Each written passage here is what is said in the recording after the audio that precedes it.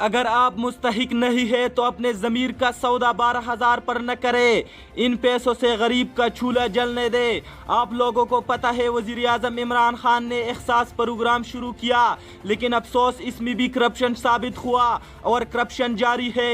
اپار پشاور میں بھی باتیں ہو رہی ہے کہ ایسے لوگ موجود ہیں اپار پشاور میں جو احساس پروگرام کے لیے مستحق نہیں ہے، لیکن ان لوگوں کے نام بھی لکھے گئے۔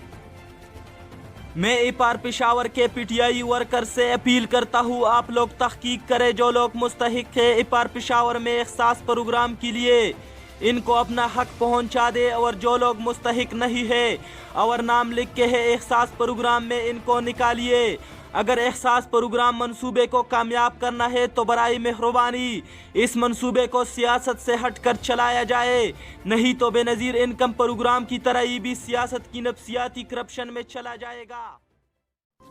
مزید اس طرح ویڈیو دیکھنے کے لیے آپ ہمارے پیج پاکستان چینل کو لائک کیجئے اور اس کے ساتھ یوٹیوب چینل کو بھی سبسکرائب کیجئے تاکہ ہر آنے والی ویڈیو آپ کو آسانی سے مل سکے۔ اپنے میزبان عدنان فراز کو اجازت دیجئے۔ اللہ حافظ۔